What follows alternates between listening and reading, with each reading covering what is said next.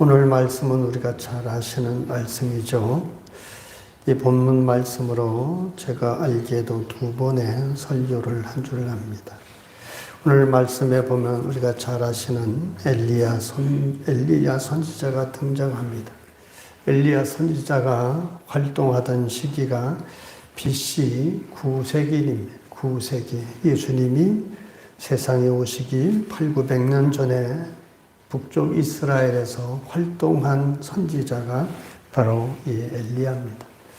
구약에 성경에 무수한 인물들이 많이 나오지 않습니까? 많은 구약의 인물들이 있는 가운데서도 특별히 모세와 더불어서 구약을 대표하는 아주 중요한 인물이 바로 엘리야입니다. 그래서 예수님이 변화산에서 변화되셨을 때 나타났던 사람들이 바로 이 모세와 엘리야죠. 우리는 엘리야가 한 여러 가지 일들을 보면 우리는 어떤 생각을 합니까? 나하고 다른 사람이구나. 우리는 그가 한 거 하나도 하지 못하는데 그는 어떻게 그런 많은 역사를 이룰까? 그래서 나하고는 전혀 다른 사람이고 다른 능력이 있는 사람으로 그렇게 여길지 모릅니다. 그러나 여러분, 그것은 그렇게 여러분이 생각한다라고 하는 것은 내가 하나님 말씀도 모르고 온전한 신앙도 아닙니다. 이것을 말한 것과 같습니다. 왜 그런지 압니까?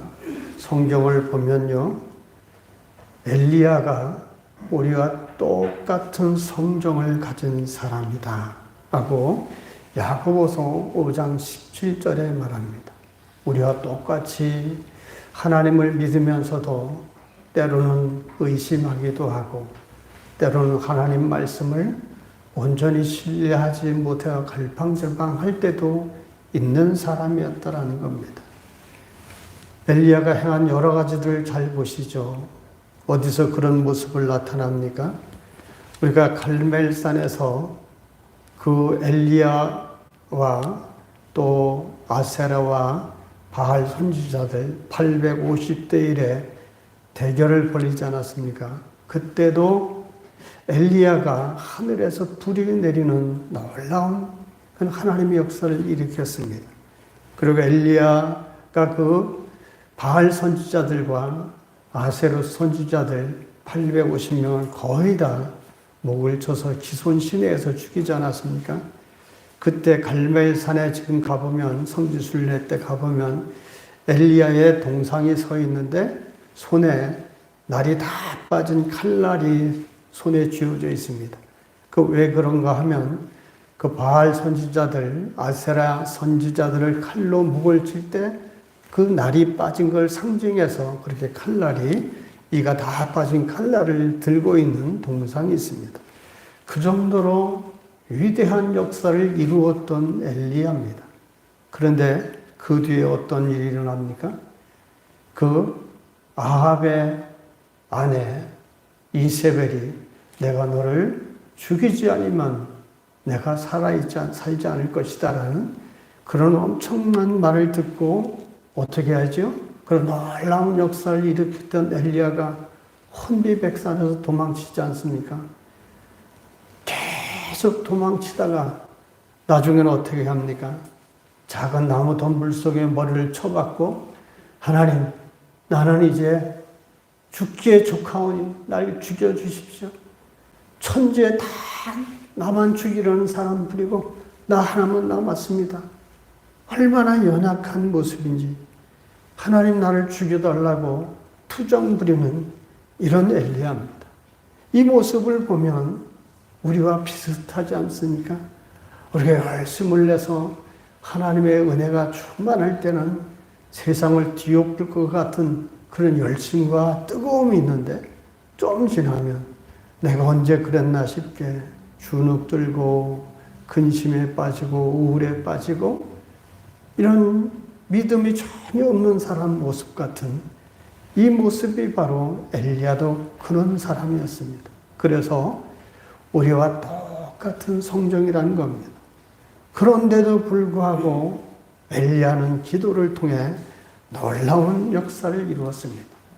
자, 그렇다면 엘리야나 우리나 똑같은 문제인데 우리에겐 도대체 뭐가 문제가 있고 엘리야와 우리에게는 무슨 차이가 있을까요? 절대로 인간의 어떤 능력이나 자질의 차이가 아닙니다. 엘리야와 우리의 차이가 있다면 무슨 차이입니까? 바로 믿음의 차이고 기도의 차이인 겁니다. 엘리야도 똑같은 사람이었지만 우리보다 훨씬 깊은 신앙을 가진 사람이었고 우리보다 훨씬 더 깊고 간절하고 신뢰하는 기도의 사람이 그 차이인 겁니다. 우리도 다 신앙생활하지 않습니까? 우리도 기도도 하지 않습니까?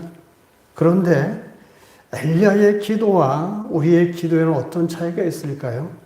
기도에 양의 차이가 있고 기도에 질의 차이가 있습니다. 똑같은 신앙생활을 해도요, 똑같이 기도 생활하는 것 같아도 어떤 사람은 나보다 더 많은 양의 기도를 하는 사람이고 어떤 사람은 나보다 더 온전한 심령이 담겨있는 마치 한나가 하나님께 몰두해서 기도하는 것 같은 그런 기도의 질의 차이가 있는 겁니다. 그런 차이가 역사를 이루는 것이죠. 우리도 엘리야만큼 기도하고 엘리야처럼 기도하면 엘리야와 같은 기도의 양과 엘리야와 같은 기도의 질을 갖춘다면 우리에게도 동일한 하나님의 역사를 경험할 수 있습니다. 믿습니까? 왜 그렇습니까? 엘리야의 하나님이 바로 누구의 하나님이죠? 우리의 하나님이고 내가 믿는 하나님이기 때문에 그렇습니다. 하나님은 어제나 오늘이나 동일하시니라. 하나님에게는 과거와 미래가 없죠. 항상 하나님에게는 현재만 있지 않습니까? 엘리야에게 역사했던 하나님은 오늘 우리에게도 동일하게 역사하는 겁니다. 그렇기 때문에 우리가 엘리야만큼 기도하고 엘리야처럼 기도하면 우리에게도 많은 하나님의 역사하신 것을 체험하고 간증하게 됩니다. 이 땅에 얼마나 많은 그리스도인들이 있습니까? 그들이 하나님의 은혜를 체험한 것을 많이 간증들을 하지 않습니까? 동화처럼 듣지 마시고 왜 내게는 그런 간증이 없을까? 여러분들이 지금까지 신앙생활을 하면서 정말 하나님 내게 역사하신 것들이 왜 없겠습니까? 그 하나님께서 내게 베풀으신 은혜, 하나님 놀라운 역사들을 경험하신 것이 있을 겁니다. 그런 동일한 역사를 경험한 것을 우리도 간증할 줄 알아야 됩니다. 그러면 오늘 말씀을 통해서 어떻게 하면 우리가 엘리야처럼 기도하고 엘리야만큼의 기도를 할 수 있을까? 그러려면 오늘 역사를 이룬 마른 땅에 하나님의 비가 홍수같이 쏟아지게 한 이 엘리야의 기도의 특징을 알아야 됩니다. 그래야 우리도 그 특징을 모델 삼아서 기도하지 않겠습니까? 첫째로 엘리야의 기도의 특징이 보면 믿음의 기도였다라는 겁니다. 여러분, 믿음이 있으면 기도합니다. 믿음이 없으면 기도하지 않습니다. 기도하라고 말하지 않아도 내가 정말 하나님에 대한 믿음이 있는 사람은 범사에 어떻게 하죠? 기도합니다. 그리고 항상 기도합니다. 이게 믿음의 차이입니다. 믿음 있는 사람은 항상 기도하고 언제라도 기도합니다. 쉬지 않고 하죠. 이게 바로 믿음이 있다라는 증거입니다. 그러나 믿음은 또 사람마다 크고 작은 차이가 다 있습니다. 누구는 큰 믿음이 있고 누구는 작은 믿음이 있습니다. 그 믿음에 따라 역사가 또 다르죠. 믿음에 따라 그 기도가 달라질 수 있습니다. 엘리야가 그 기도가 대단했던 것은 그의 가진 믿음이 컸기 때문이죠. 오늘 말씀의 배경은 이스라엘 왕 중에서 가장 사악했던 왕, 그 왕이 누구죠? 아합이지 않습니까? 아합 시대에 얼마나 악했는지 그 아세라 신당을 짓고 바알 선지자들 그 학교가 있을 정도로 하나님 믿는 이스라엘 나라에 이 이세벨, 즉 아합의 부인이 그런 이방신들을 데려와서 하나님의 성전에 이방 신전이 있을 정도로까지 아주 극히 타락한 나라였습니다. 하나님이 그러면 자기 백성이 그렇게 하나님 앞에 할 때 하나님이 가만히 계시면 하나님이 방치하시는 것이죠. 그것은 살아계신 하나님이 아니죠. 하나님이 그래서 어떤 역사를 이루십니까? 3년 반 동안 비를 내리지 않습니다. 말이 3년 반이죠. 3년 반 동안 비가 오지 않으면 아무것도 할 수가 없습니다. 그런 아주 극심한 가뭄 속에 모든 사람이 고통 속에 빠져 있을 때 3년 반이 지나서 엘리야가 아합에게 가서 이런 말을 하는 겁니다. 그 전에 엘리야가 이 말을 하기 전에 아합을 만나서 그런 얘기를 했습니다. 내 말이 있기까지는 이슬도 비도 한 방울 내리지 않을 것이다. 그리고 나서 3년 반 동안 엘리야의 말처럼 아무 비도 오지 않고 심지어 새벽 이슬도 내리지 않았습니다. 그러니까 아합이 엘리야를 잡아 죽이려고 곳곳을 다 헤매고 다닙니다. 그러는 차에 이제 아합에게 엘리야가 나타납니다. 그리고 41절에 이렇게 말합니다. 41절 같이 봅시다. 엘리야가 아합에게 이르되 올라가서 먹고 마시소서 큰 비의 소리가 있나이다.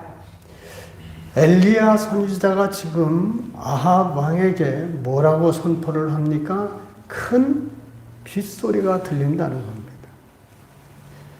3년 반 동안 전혀 비도 오지 않고 이슬도 내리지 않았는데 엘리야가 지금 큰 빗소리가 들린다는 겁니다. 이게 뭔 소리입니까? 지금 비가 오지 않잖아요. 근데 빗소리가 들린다는 겁니다. 그리고 그러기 때문에 큰 비가 올 것이다. 이렇게 아합에게 선포를 하고 있습니다. 만약에 여러분 비가 오지 않으면 엘리야가 어떻게 될까요? 죽임을 당하죠. 죽을 수밖에 없죠. 그러면 도대체 모든 사람이 볼 때 비가 한 방울도 오지 않고 비가 오지도 않는데 엘리야는 어떻게 해서 무슨 근거로 이렇게 큰 비가 올 것이라고 선포를 했을까요? 엘리야가 자기 마음대로 한 게 아닙니다. 엘리야의 일생을 잘 보면요, 그가 얼마나 하나님 말씀대로 순종하고 살았는지를 잘 압니다. 엘리야의 동선을 잘 보십시오. 자기 마음대로 가고 마음대로 하지 않았습니다. 하나님이 가라 하면 갔고 어디 가서 머물러라 하면 거기서 머물렀고 하나님이 하라고 하는 말만 했던 사람입니다. 지금 엘리야가 아합에게 비가 있을 것이라고 말하는 것도 자기 혼자 말한 게 아닙니다. 하나님이 말씀하신 걸 믿었기 때문이죠. 그 말씀이 어디 있는가 하면 열왕기상 18장 1절에 보면 이렇게 말씀합니다. 많은 날이 지나고 제3년에 여호와의 말씀이 임하여 이르시되 너는 가서 아합에게 보이라. 내가 비를 지면에 내리리라. 지금 이 말씀을 이 엘리야는 들은 겁니다. 그래서 도망 다니고 아합이 그렇게 잡으려고 해도 못 잡을 때 이 말씀을 듣고 죽음을 각오하고 아합 앞에 엘리야가 나타난 겁니다. 그리고 이 말씀을 믿고 큰 비가 올 것입니다. 이렇게 선포를 한 겁니다. 그리고 큰 빗소리가 있나이다. 그럼 엘리야가 큰 빗소리를 들었을까요? 우리는 모릅니다. 성경에 그거 어떻게 들었는지 모르지만 없는 말을 엘리야가 하겠습니까? 하나님이 엘리야에게 그런 기도 중이든 무슨 상황이든 간에 그런 빗소리를 들려주셨기에 엘리야가 이런 확신을 가지고 선포한 것이지, 말하지 않은 것, 하나님 주시지 않은 걸 엘리야는 말하지 않았던 거 아시지 않습니까? 이렇게 큰 빗소리가 있을 것을 선포했고 정말 그 말대로 되지 않았습니까? 여기서 우리가 뭘 알 수 있습니까? 믿음이 과연 어떤 것인가? 우리가 생각하고 내가 가진 믿음이 무엇인가를 잘 분별해 볼 수 있습니다. 성경에서 믿음을 가장 구체적으로 정확하게 말씀해 주시는 구절이 어디입니까? 그것이 바로 히브리서 11장 몇 절이죠? 1절에 있지 않습니까? 믿음은 바라는 것들의 실상이요 보이지 않는 것들의 증거니. 이게 믿음의 정의입니다. 믿음은 내가 바라는 것, 내가 소망하고 간절히 원하는 그 실상, 믿음의 그 실상을 이루는 것이 믿음이고, 보이지 않는 것들에 대한 보이게 하는 증거가 믿음이라는 겁니다. 믿음이 그만큼 대단한 것이죠. 육안으로는 보이지 않지만 보이는 것처럼 확신하는 게 바로 믿음입니다. 그러므로 믿음의 사람에게 나타난 것은요, 남들이 보지 못하는 것을 보는 영혼의 눈, 그걸 영안이라고 하죠. 믿음의 사람은 남이 또한 듣지 못하는 하나님의 뜻을 알아듣는 귀가 있습니다. 귀 있는 자는 들으라. 주님이 말씀하셨죠.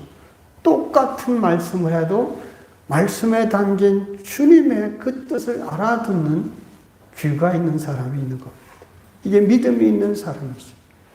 믿음은 또 다른 표현으로 영혼의 감각이라고 할 수 있습니다. 보이지 않는 것을 보고 듣는 것을 또한 보고 듣지 못하는 것이 없는, 남들이 보지 못하는 것을 보고 알게 됩니다.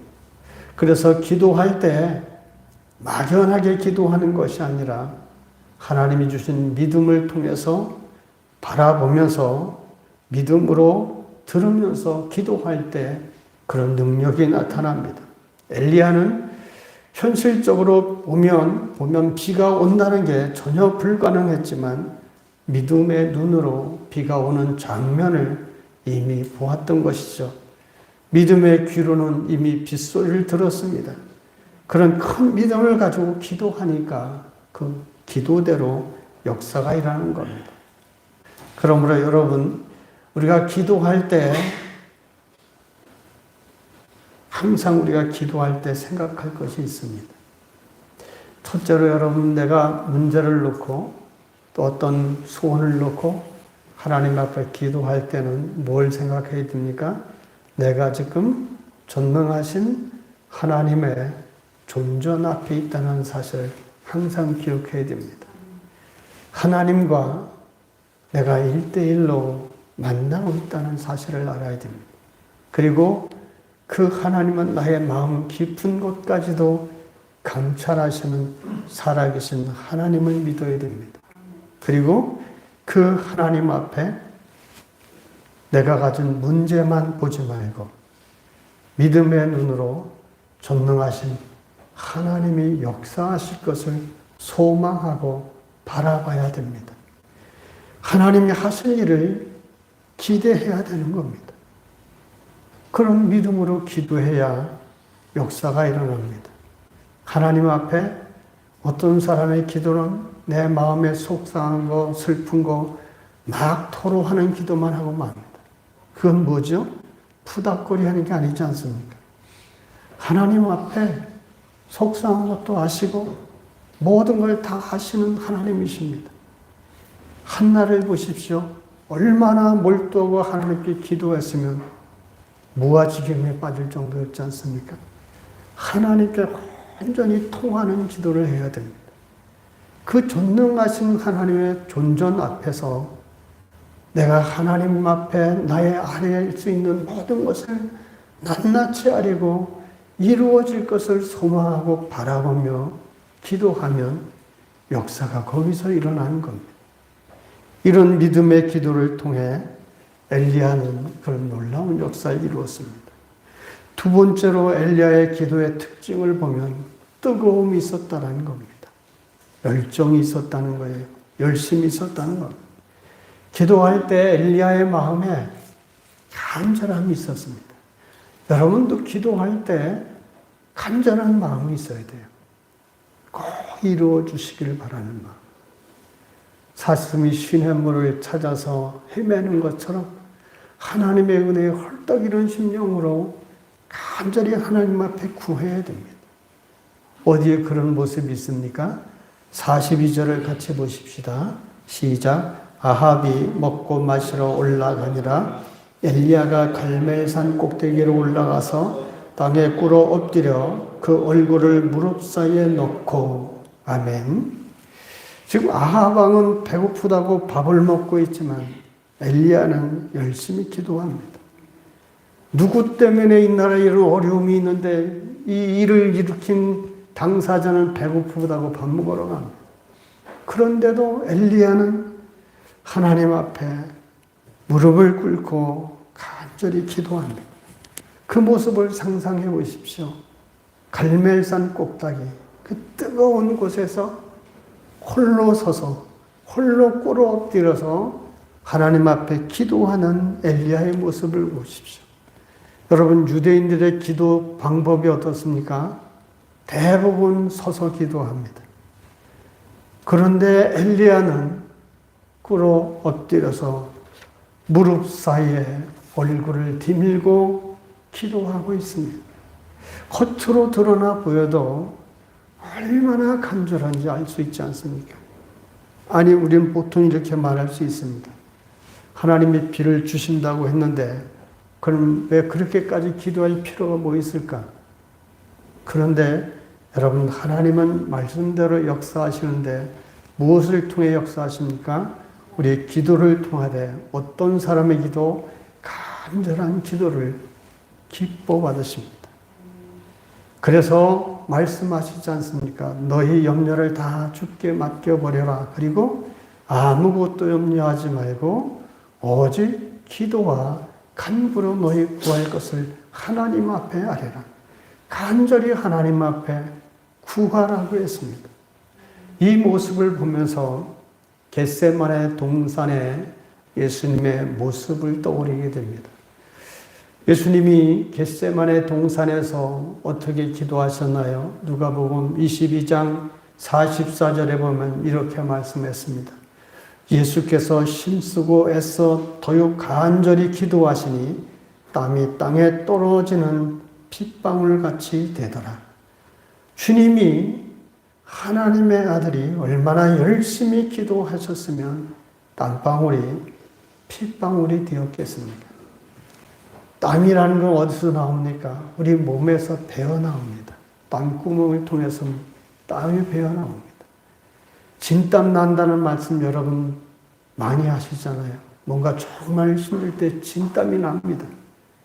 그런데 그 진땀이 왜 납니까?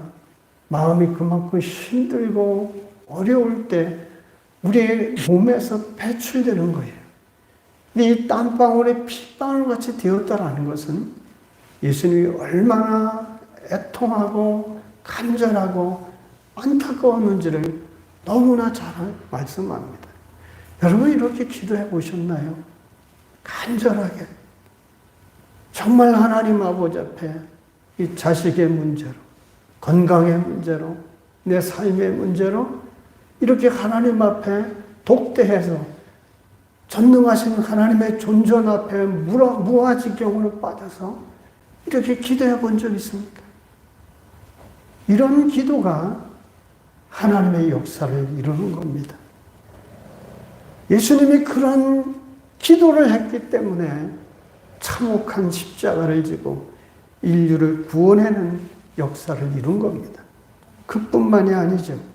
성경에 또한 대표적으로 이런 기도한 사람이 누가 있습니까? 히스기야 왕 아닙니까? 너는 죽고 살아나지 못할 것이다. 이 말씀을 듣는 순간 히스기야가 어떻게 합니까? 벽을 향해 돌아서서 눈물을 줄줄 흘립니다.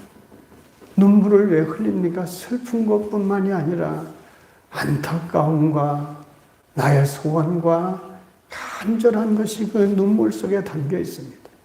하나님 도대체 이게 무엇입니까? 나는 100% 죽는다라고 말을 했지만 하나님은 전능하신 하나님이시니 나를 살려달라고 포기하지 않고 열심히 기도했습니다. 그래서 열왕기하 20장 2절로 3절에 보면 성경에 이렇게 기록합니다. 히스기야가 낯을 벽으로 향하고 여호와께 기도하여 이르되 여호와여 구하오니 기억하옵소서 하고 히스기야가 심히 통곡하더라. 이 통곡 소리를 들으시고 정말 울고불고 통곡하는 기도를 들으시고 그 처절한 기도에 하나님은 응답하셔서 15년 동안 그 수명이 연장됐습니다. 이것뿐만이 아니죠. 창세기를 보면 여러분 아브라함의 두 번째 처가 누굽니까? 이스마엘의 그 어머니가 누구죠? 이 이스마엘을 데리고 하나님이 이스마엘이 한 12살 정도 됐을 때죠. 난 그걸 보고 아브라함이 참 믿음이 좋다는 걸 또 한 번 느낀 건데요. 하나님이 아브라함을 내보내라고, 아브라함 때문에 이스마엘을 내보내라고 하지 않습니까? 근데 우리 같으면 내보내겠어요? 그 이스마엘을 처음 본 자기 아들입니다. 그 아들을 11년 동안 그 아들을 길렀어요. 그런데 하나님이 내보내라. 그는 네 씨가, 이어받을 네 씨가 아니다. 약속의 자녀가 아니다. 우리 같으면 못할 것 같아요. 근데 아브라함은 그 마음이 얼마나 고통스러웠겠어요. 그러면서도 그 아들에게 물 한 자루를 쥐어서 내보냅니다. 그 자기 둘째 아내와 함께 내보냅니다. 그렇게 광야에 가서 헤맵니다. 어디로 가야 될지 모르고 앞이 막막하지 않습니까? 그 물은 다 떨어지고 아이는 목이 말라 죽을 지경이 됐습니다. 그 모습을 본 하갈이 어떻게 기도합니까? 아이가 조만큼해서 목이 말라 죽어가는 모습을 보면서 하갈이 어떻게 합니까? 하나님 앞에 부르짖습니다. 그리고 옛날 성경에 보면 방성대곡하니라.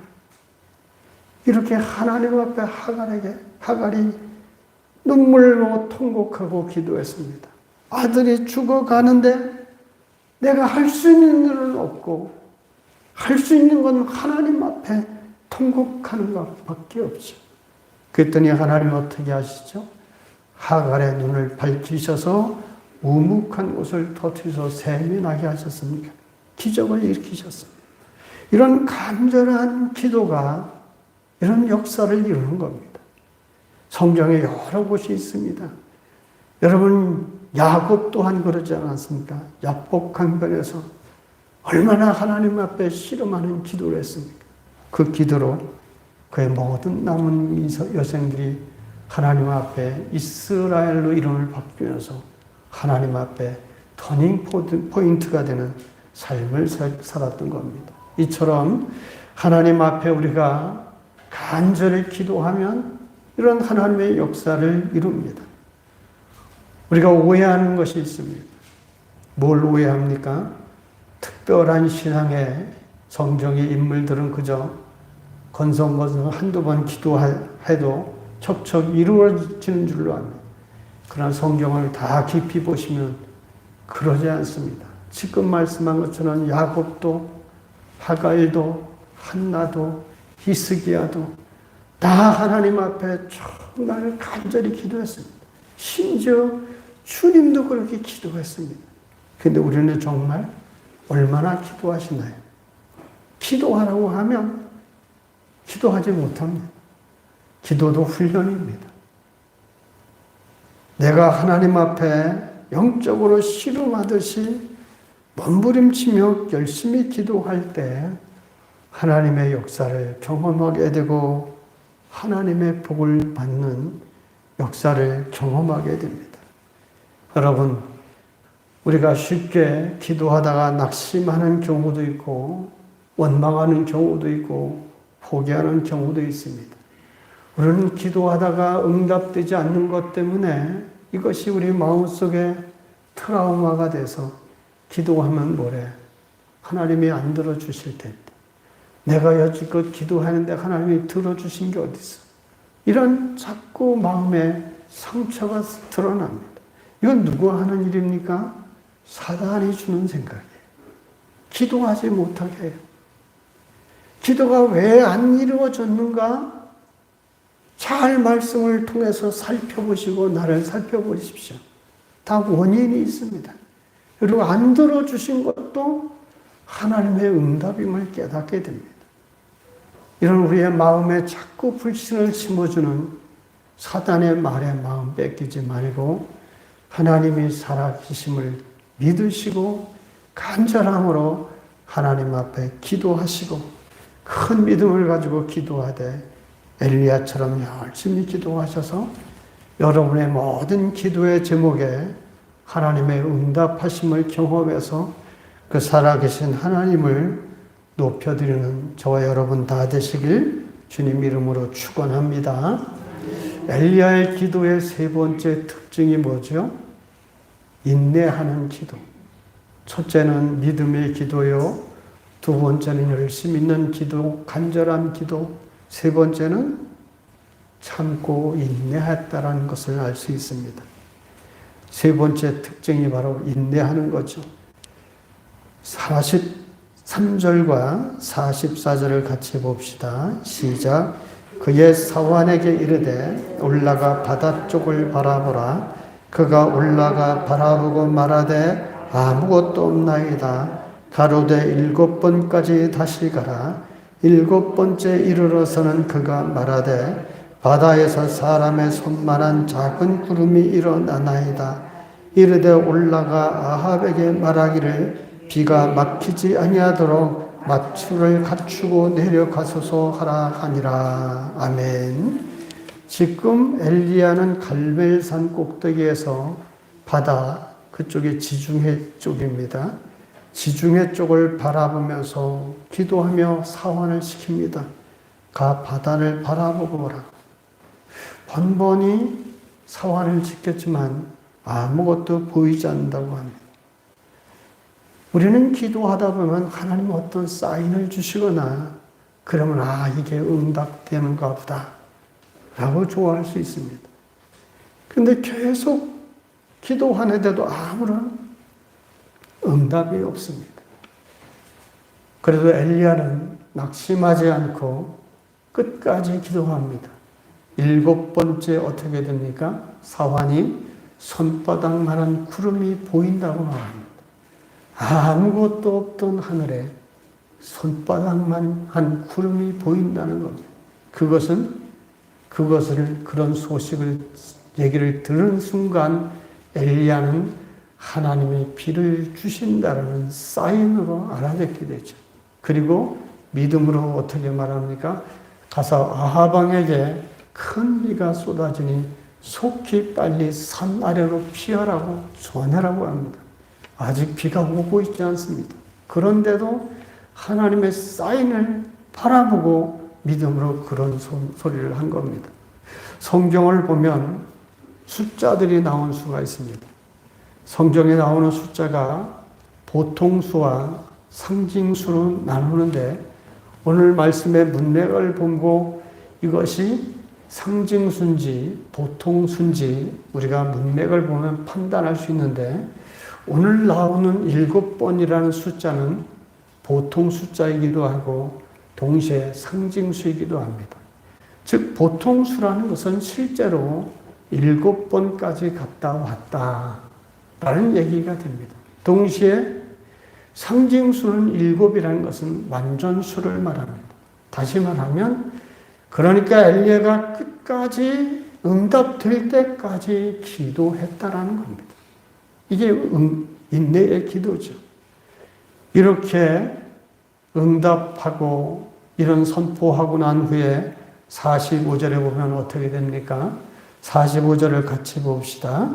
조금 후에 구름과 바람이 일어나서 하늘이 캄캄해지며 큰 비가 내리는지라. 3년 반 동안에 가뭄이었는데 놀랍게도 큰 비가 쏟아집니다. 이걸 가리켜 소위 기적이라고 하죠. 만약에 엘리야가 기도를 6번째까지 가서 보고 왔는데도 구름 하나 떠오르지 않았다고 해서 포기했다면 어떻게 됐을까요? 여러분, 아람 왕 때 그 문둥병 나만 장군 있죠.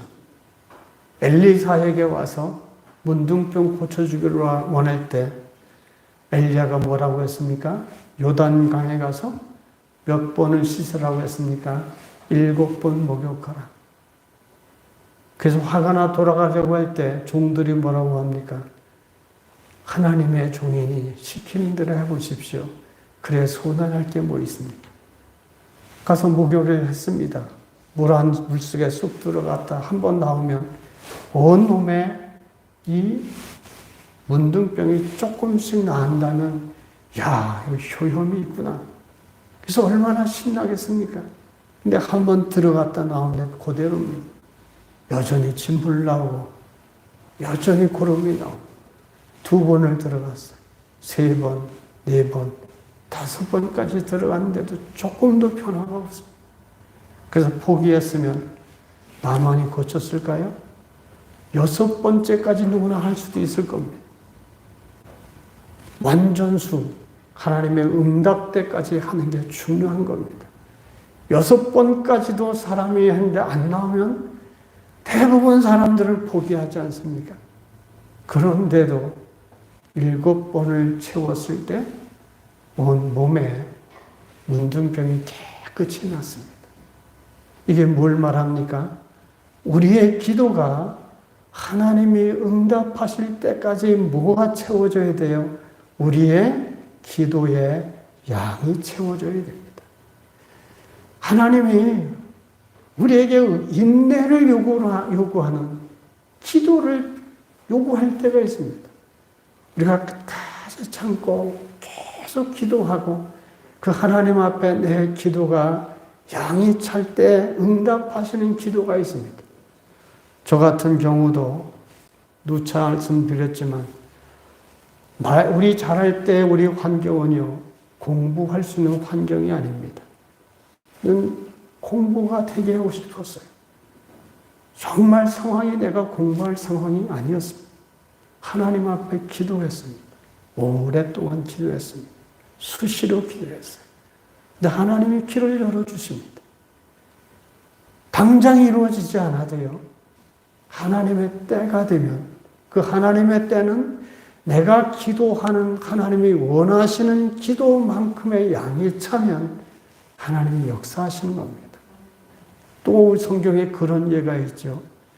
여러분, 여호수아가 이스라엘 백성들을 이끌고 요단강을 건너서 가나안 성을 가나안을 들어갈 때 무엇이 가로막혔죠? 여리고 성이 가로막고 있습니다. 여리고 성은 철옹성이라고 합니다. 지금도 고고학자들이 살펴본 바에 의하면 성벽이 얼마나 두꺼운지 차가 2대가 성 꼭대기에서 서로 교차로 다닐 정도로 굉장히 큰 돌로 쌓여있는 철옹성과 마찬가지입니다. 이걸 무너뜨려야만 가나안에 들어갈 수 있습니다. 그런데 그들이 어떻게 했습니까? 돌을 가서 무너뜨렸나요? 뭘 어떻게 했나요? 다이너마이트를 터뜨렸습니까? 이상한 방법, 하나님의 방법. 일주일 동안을 매일 몇 번씩 돌라고요? 한 번씩. 그럼 일주일 동안을 도는데 한 번 돌고 나면 그 청성 같은 성벽이 돌 하나라도 빠져나와야 뭔가 희망이 있지 않습니까? 전혀 변화가 없습니다. 닷새를 돌았어요. 전혀 변화가 없습니다. 엿새를 돌았습니다. 요만한 자갈 하나 떨어지지 않습니다. 제7일 날, 그날은 몇 바퀴 돌라고요? 7바퀴를 돌아라. 6바퀴를 돌았는데도 전혀 어떤 변화가 없습니다. 보통 이러면 우리는 실망합니다. 그런데 하나님이 역사하시고 바라는 것은 뭐죠? 7번까지. 하나님의 그때까지 우리의 수고와 우리의 노력과 그때까지 하나님에 대한 우리의 신뢰함을 하나님은 바라고 계신 겁니다. 하나님은 한 번 만에 무너뜨릴 수도 있죠. 3번 만에 무너뜨릴 수도 있습니다. 그러나 하나님은 완전하게 하나님을 신뢰하고 믿고 인내하고 기다리는 사람, 하나님이 바라는 그런 걸 원하신 겁니다. 7번째 돌고 그래서 무너졌나요? 그러지 않고 어떨 때 무너졌습니까? 마지막 함성을 지를 때 그때 무너뜨리지 않았습니까? 바로 이런 겁니다. 우리의 기도가 뭔가를 좀 하다가 한두 번에 다 포기하고 이러지 마시고 끝까지 하나님이 원하시는 데까지 나의 기도의 분량이 나의 소원이 하나님 앞에 가득 채워질 때까지 쉬지 않고 기도하는 것을 하나님이 원하십니다. 다 그렇다는 게 아닙니다. 경우에 따라서 다릅니다. 그러나 하나님이 요구하시는 기도의 분량이 있습니다. 그것을 가득 채울 때 하나님의 그런 역사가 나타나죠. 그래서 우리에게 인내의 기도가 중요한 겁니다. 하나님이 응답하실 때까지 계속 하나님 앞에 기도하는 것, 이것이 중요합니다. 그래서 누구는 몇 년 만에, 누구는 뭐 얼마 만에 어떻게 역사했다는 얘기가 거기서 나온 겁니다. 엘리야의 기도가 이런 기도였습니다. 45절과 46절을 보면 아주 통쾌한 장면이 나오죠. 비가 쏟아지는 가운데 아합 왕이 이스라엘 그 별궁으로 급히 돌아가는데 그 앞장서서 달리는 엘리야의 모습을 한번 상상해 보십시오. 그 얼마나 신이 났겠습니까? 하나님 앞에 기도했더니 응답하셔서 억수 같은 비를 쏟아내 주시는 그 하나님, 응답하신 하나님이 얼마나 자랑스럽고 얼마나 하나님 앞에 기쁨이 충만했겠습니까? 성도 여러분, 엘리야는 우리와 태생이 다른 별종이 아닙니다. 엘리야가 별나다면 그의 믿음이 우리와 다른 것뿐입니다. 그의 기도가 우리와 다른 것뿐이죠. 우리에게 부족한 것이 과연 엘리야 비교해 볼 때 뭐가 부족합니까? 우리가 간구하는 기도의 믿음이 부족한지, 간절함이 부족한지, 나의 기도 중에 인내가 부족한지 나 자신을 발견해야 됩니다. 그리고 하나님의 말씀에 근거해서 소원을 갖고 하나님의 말씀에 근거해서 소원을 주신 대로 붙들고 기도하되 이런 믿음의 간구와 간절한 기도와 인내의 기도가 우리에게 있을 때 이런 하나님의 역사가 하나님의 때에 우리에게 임합니다. 그런 놀라운 하나님의 응답의 역사를 체험하셔서 살아계신 하나님을 높여드리는 저와 여러분 다 되시길 주님 이름으로 축원합니다.